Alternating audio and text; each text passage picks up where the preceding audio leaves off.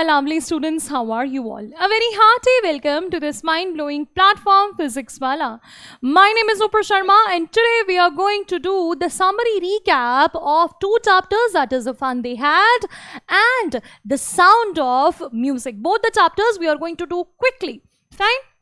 So, we'll do the important points of the fun they had and important points of the sound of music. So let us start by the first chapter, and that is the fun they had. Now let us discuss the title first. The title is the fun they had. We are referring to someone, we are referring to some people who had fun.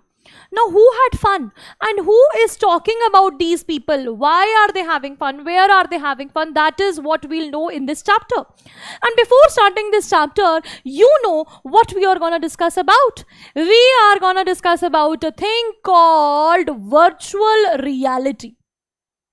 What is virtual reality? What is actually a virtual class?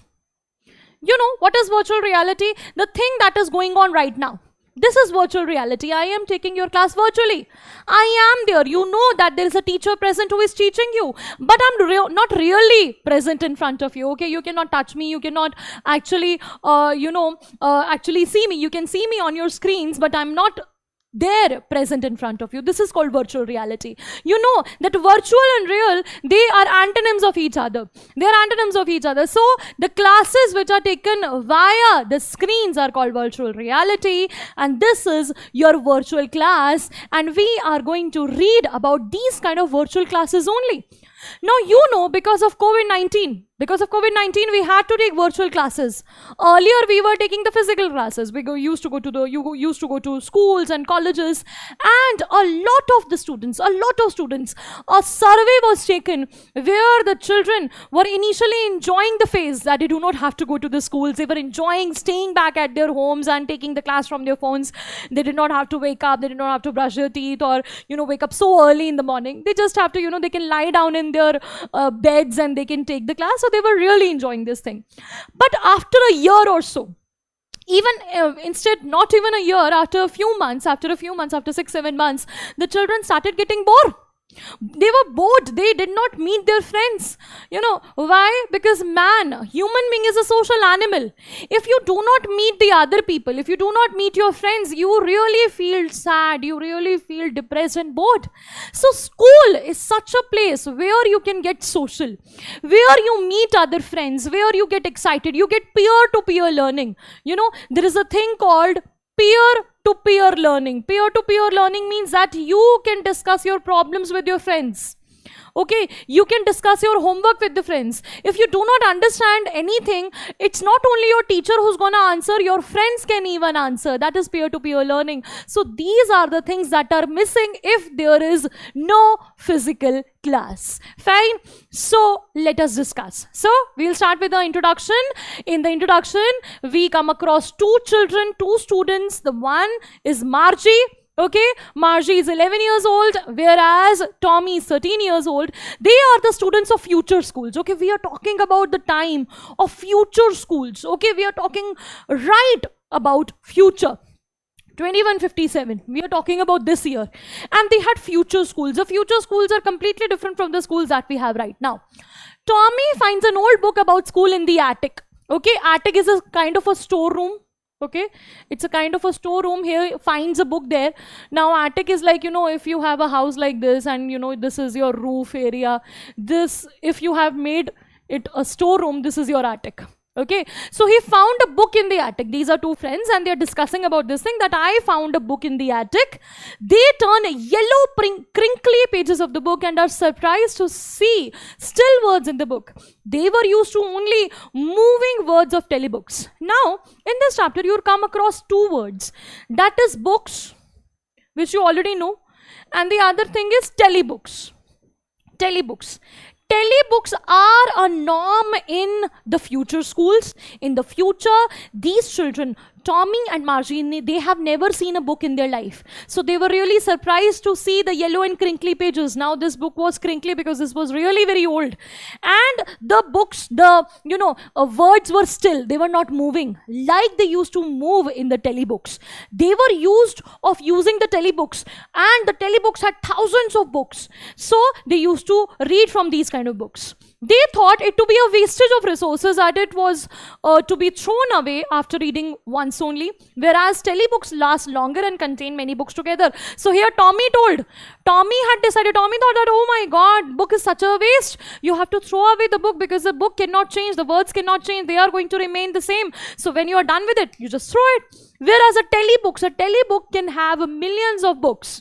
Okay, so a telebook is similar to your laptop or your, you have that, iPads and everything where you can store your books, your Kindle, or which can have multiple books at the same time. So he started comparing the books and the telebooks.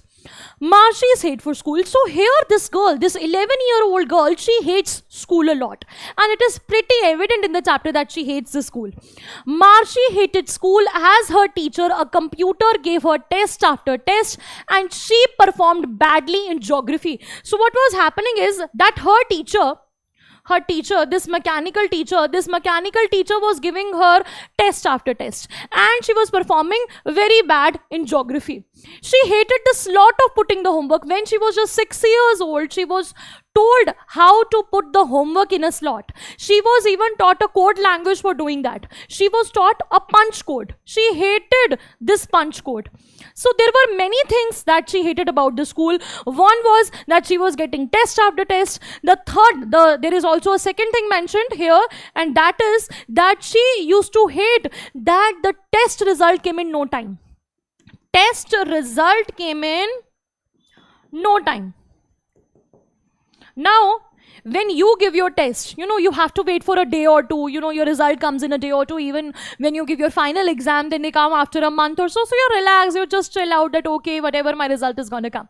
But when we talk about this kind of school, there, the computer, it's a computer just, calculates the test in no time and he gives the result. So there is no curiosity. So she hates this thing.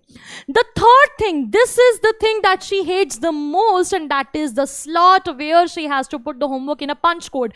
Maybe it's really very difficult to do so. Maybe she has to memorize a lot of things. That is why she hated all these things about the school. Margie's disappointment. Margie's mother called county inspector, who came with all his equipments and repaired it in an hour. Now Margie is really disappointed. Why? Because the county inspector came. Now county inspector is whom? County inspector is a fat person who has a box and he has it has a lot of tools and everything. Now county inspector is a kind of a mechanic. Okay, he is a mechanic who is here to repair this mechanical teacher. He is here to repair this mechanical teacher. Now, Margie was expecting what? That, one time what happened was that Tommy also called, Tommy's, history section, the whole history section was deleted of the mechanical teacher of Tommy. So, they took Tommy's teacher for a month. So, Tommy enjoyed a lot. Tommy had no school. Tommy was not having a mechanical teacher, so he really used to enjoy for a month. So even, this Margie thought that, okay, even I'm going to have a holiday of this kind. But the mechanical teacher, but this, county inspector, he repaired the mechanical teacher in just an hour or two. Margie wasn't happy, as she thought he would take the teacher for a few days for repair work and she would have off from school. But this thing didn't happen. County inspector told her mother that Margie's bad performance in geography was due to faulty setting of her teacher computer. Now they got to know the reason that she was failing in geography. Her result was deteriorating because it was, set way too higher as compared to her skills, because she was just, 11 years old, and it was set of, of an older age. Okay. So that is why she was not able to perform very well in the test. But it was repaired too soon. That is why Margie was really very disappointed. As Margie hated school, she thought, why would anyone write about school? And now, before that, when they had found the book, Tommy told Margie that this is about school.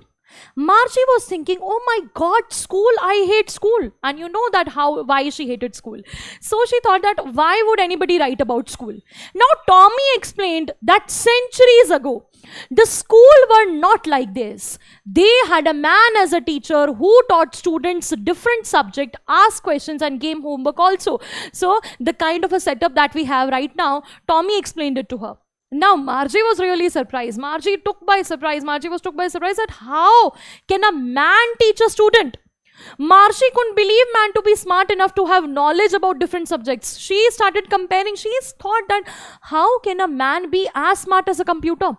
Then Tommy told her that, you know, my father is as intelligent as a computer.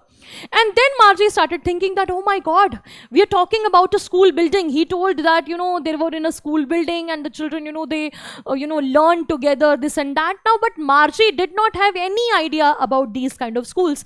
That is why she was thinking that how can somebody write about such a hateful thing about schools? So Tommy told her that the school was in a special building. Now this special building is a school and students would go there and children of same age group studied same things. But Margie's mother had told her that every child has to be taught according to individual needs and children studied together in old school. Now, contrary to her belief, when she got to know that these schools are in a building called, there is a building where everybody, they study together and there are a lot of children and a single teacher is there for all these students. So she thought that my mother tells me that every child has special needs. As you know that every child is unique. When we read child psychology, it is like that every child is unique, every child has their own needs and, we need to take care of each and every child individually. So she started thinking that how does one single teacher cater to the needs of each and every kind of student? But Tommy told her that this is what is supposed to happen. Now Tommy, if we look in the chapter, we'll come to know that Tommy is much more smarter than Margie, and he even shows that he is smarter. Now Margie was interested in reading about those old funny schools, but mother called her to attend the school next to her bedroom. Now she called the schools funny. She was really very intrigued by this idea that there is a building where everybody meets, there is a peer-to-peer learning. She started wondering, oh my god, if you do not understand the homework, then my friend can help me, but there is nobody to help me here because she studies alone. Where is her school? Her school is just next to her bedroom. It is in her house itself. Okay, there is a mechanical teacher who is there to teach her. Okay, so the mechanical teacher is teaching her. Okay, so she starts thinking she wants to know more and more about such kind of a school. But what happens is that Margie's mother calls her. Tommy and Margie attended school at a fixed time from Monday to Friday. Okay, now you might be wondering that if the school is at home only, then it is our choice, we can study anytime. But Margie's mother was not like that. Margie's mother was a very concerned mother. She told her that little girls learn faster if they learn at regular intervals. That is why she had to learn each and everything on the same time. She had a fixed schedule from Monday to Friday, and she had to attend the school. Tommy and Margie attended school at a fixed time from Monday to Friday. While submitting homework to her teacher, she thought about the old schools where kids had a lot of fun, studying together and playing, helping each other in studies, sharing, caring for each other. So what was she thinking about? She was thinking about the students studying together. Okay, this playing together, helping each other in studies, sharing, caring for each other. These were the things that even you missed. All you students, you missed out these things during the COVID-19, during the pandemic period when you were locked in your homes. So you were also remembering your friends. You were, remembering all those, fun activities that you used to do at your home. And this is what even Margie was thinking. Margie had never experienced these kind of learning in her life, but she was yearning for it. She wanted to learn this thing. Computer screen of her teacher was flashing new chapter in arithmetic on the addition of proper fractions, but Margie was lost in the thoughts of old school. She was lost in the thoughts of the fun they had. She even called her teacher, mechanical teacher, ugly. She thought that, she was thinking about the fun they had, but the old, the ugly mechanical teacher was telling her to add fractions. So she was not interested in that kind of school. She was just thinking about the fun they had, because she had never in her life experienced this thing. Now, this brings us to the fact that whether science is actually helpful for us or not. This chapter by Isaac Asimov, it tells us that, how the future is going to be. It tells us that whether the future is going to be good or not. We have a lot of facilities. Even we had such kind of facility when we take the classes from our home. But does it really help? But when we learn from, because school is really very, very important for you. You learn by experiences, and meeting friends is really very important. So this is what the chapter is telling you, the fun they had. Okay, I hope that you understand the chapter. Now we are heading towards the second chapter, that is the sound of music. Now let us talk about the title of the chapter, that is the sound of music. Now, music is something that is really very important. That is really a very important part of our lives. Music soothes us. Music gives us a lot of happiness. Music is something that can make you happy, that can elate your mood.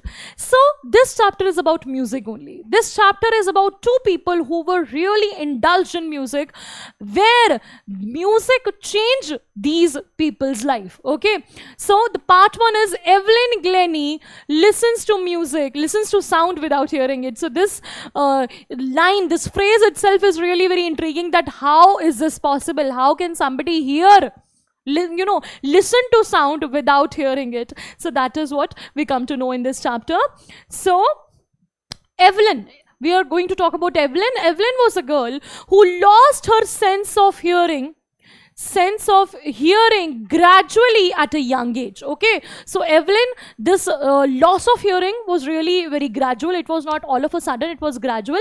It was first noticed by her mother, Isabel Glennie, the name of her mother, when Evelyn was 8 years old. Okay, so what happened was that once they were out for they were out for piano lessons, because she was initially very much interested in music right from the beginning. So when they were out for a piano lesson, her name was being called, but she did not respond to it. Then the mother realized that, something is wrong. Why didn't she listen to her name? When she was 11 years old, her performance in school became worse because she was not able to hear. Her performance was getting, worst. Now she was, concealing all these things. She was hiding all these things from her parents, not from her parents basically, but from her friends, from her teachers, because she thought that everybody is going to make fun of her, because, we are talking about those times when, handicapped people, they were being, ridiculed, and she was thinking that, people are going to make fun of her. But when her results started getting worse, then the teachers were also concerned, and the teachers told her mother that you should take her to a specialist. The specialist confirmed her deafness due to a gradual nerve damage. So she had some gradual nerve damage and asked her parents to get her fitted with hearing aids. He also told them to send her to a school for the deaf. Now this shattered Evelyn. Everything turned black. She also said that everything turned black when she realized that specialist has told that she has to wear hearing aids and she has to be sent to a school separately for the handicapped children. There are some special schools for them. So she started wondering that, oh my God, I have to go to a special school. So everything turned black for Evelyn. But she didn't give up hope and never looked back. Despite her deafness, Evelyn was determined to live a normal life and pursue her interest in music. Now, surprisingly, a deaf girl was very much interested in music. She discussed this thing with her, other teachers, but the teachers, they discouraged her. Teachers told her that, oh my God, what are you thinking about? You're a deaf person. How can you learn music? But there was a person called Ron Forbes. He recognized her potential. He supported Evelyn in achieving her goal. He told her that what I'm going to do is that I am going to, set the drum on 2 notes. He set it on a higher note and a lower note.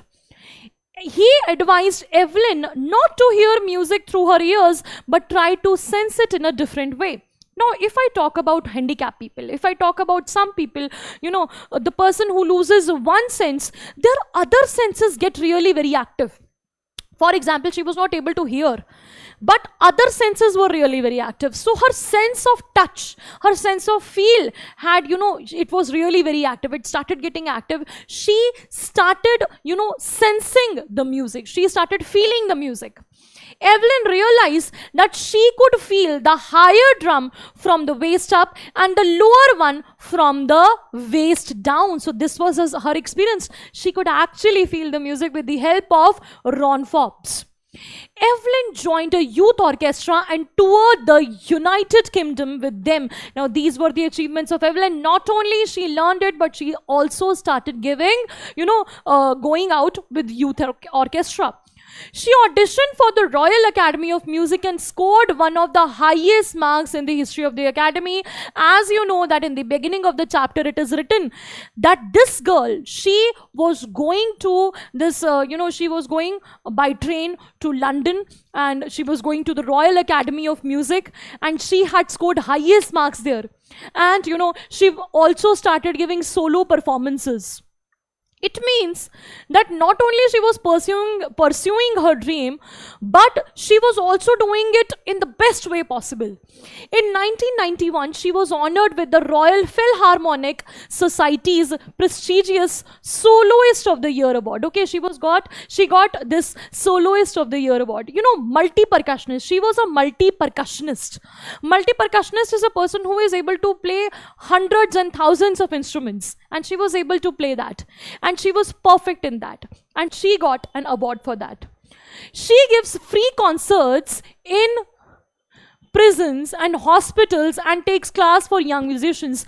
Not only is she a good, soloist, but she also does, she's also an inspiration for the handicapped people. And she is a philanthropist as well. She gives concerts in prisons and hospitals. She has promoted percussion in the front of the orchestra. She has given an inspiration to the handicapped people. She promoted, multi-percussionist was such a person who used to be in the back of the stage, but she brought it to the, the front row, and everybody started noticing her because she was such, she had such a zeal in herself. And she was an inspiration of handicapped people. Handicapped people thought that if she can do it, we can too. She told handicapped people, there is nothing in this world that you cannot achieve. I am, a deaf person, but still I am able to pursue music. So the other handicapped people, they also thought that, yes, if she can do it, even we can do it. Now, okay, I hope that you understood that how Evelyn was able to achieve those heights, and that was because of sheer determination.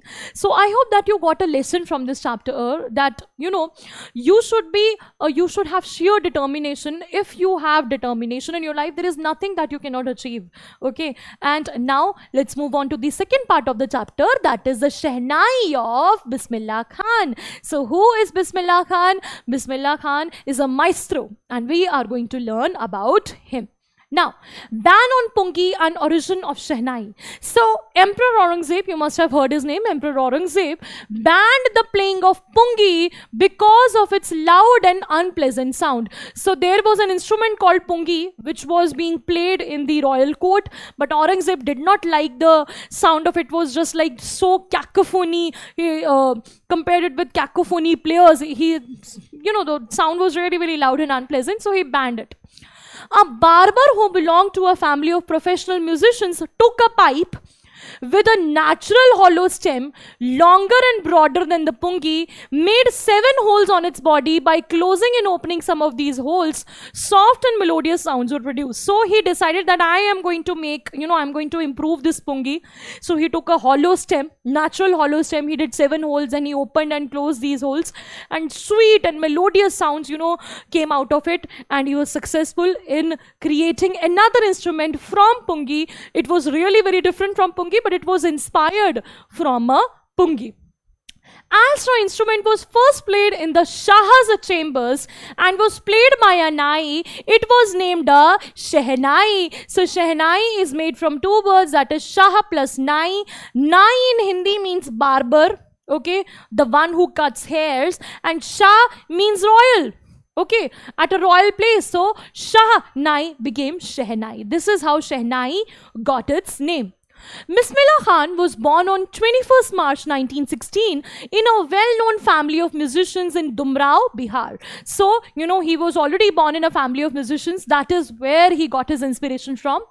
His grandfather, Rasool Baks Khan, was a Shehnai Nawaz of the Bhojpur King's Court. His father, Pegambar Baks, and other ancestors were also great Shehnai players. It was not only Bismillah Khan, but also his father, his grandfather, his maternal uncles, and even his paternal uncles. Everybody was into music and they used to play Shehnai. But where did Bismillah Khan get the inspiration? He did not get it from his paternal family, but from his maternal family. His mother used to take him to her maternal home, and there he saw his uncle playing Shehnai. Okay, Bismillah got interested in music at a small age. He was fascinated by watching his uncle Ali Baks. Okay, Ali Baks, his maternal uncle, he used to play Shehnai. And Bismillah Khan was just 3 years old when he was mesmerized by Ali Baks. He used to watch him for hours playing the Shehnai, and he was also, interested in music. He thought that one day I'll play it too. Soon he started accompanying his uncle to the Vishnu temple of Banaras, where he was employed to play Shehnai. He got 1.25 kg laddu he used to get, Savamani laddu he used to get from the Raja. The Raja of that place used to give him 1.25 kg laddu. He practiced playing in the temples of Balaji. Okay, these were his favorite haunts. You have to remember the name. Temple of Balaji and Mangla Maya temple, and at the banks of river Ganga. The flowing waters of the Ganga inspired him to invent new rags. This is really very important. You might wonder that, his father, his grandfather were Shehnai players, paternal uncles and maternal uncles were Shehnai players, that why Bismillah Khan became so famous. The reason was that Bismillah Khan was too much into the Shehnai, and this too much is actually very good. He used to sit near the banks of river Ganga, and the flowing water of river Ganga, the sound of music can really be inspiring. So it inspired him to invent the rags which were considered to be beyond the limit of Shehnai. People used to think that, the Shehnai cannot play this music, but he used to play these rags. He used to invent new rags sitting near the banks of river Ganga and the Mangla Maya temple and the Balaji temple, which were his favorite haunts, and there he got inspiration from. Okay, Bismillah Khan got the first big break with the opening of the All India Radio in Lucknow in 1938. So he got his first break in 1938, and he was really very famous, and he was a famous Shehnai player in All India Radio. Bismillah became the first Indian. Now this is really a great thing, He was the first Indian to greet the nation with his Shehnai on 15th August 1947. He played Rag Kafi there. Okay, he played Rag Kafi there. And it's really an honor. And after he played Rag Kafi, it was followed by, Jawaharlal Nehru's famous speech, Tryst with Destiny. His first trip abroad was to Afghanistan. So the first time he went to abroad was to Afghanistan, where King Zahir Khan became impressed by his performance and gifted him priceless Persian carpets and other, things. He gave him a lot of memoirs. He gave him a lot of, gifts, because he was really very much inspired by his music. So King Zahir Khan was the first one. He was really, he became a big fan of Bismillah Khan. Film director Vijay Bhatt named the film Goonj Uthi Shehnai. Now, Bismillah Khan's relationship with the film industry is really an interesting one. Okay, so there was a person, Vijay Bhatt. He was really very much inspired. He saw Bismillah Khan, playing in a concert, playing in a festival, and he was really very intrigued by him. He was mesmerized by his music, and he decided to name a film Goonj Uthi Shehnai. One of the Bismillah Khan's composition in the film, Dil Ka Khilona Hai Toot Gaya, it became the national chart buster. Everybody loved this song. Bismillah only gave music in 2 films. Okay, you have to remember this thing. He only gave music in 2 films. One was Goonj Uthi Shehnai, and the another was Sanadi Appan. Okay, Sanadi Appan. Okay, now he was such a famous musician. Okay, and he used to play music, and music has a really important part to play in the Bollywood films, in the Indian films. So why didn't he give music to the Indian films? Why no more movies? Why? Because he said that he did not like the artificiality and the glamour of the film world. He said that filmy world is just artificial, it's just full of glamour, and I do not like this thing.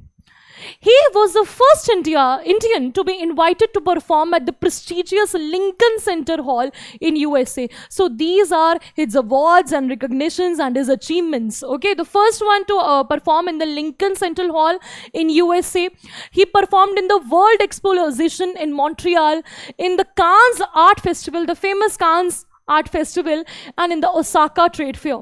An auditorium in Tehran is named after him.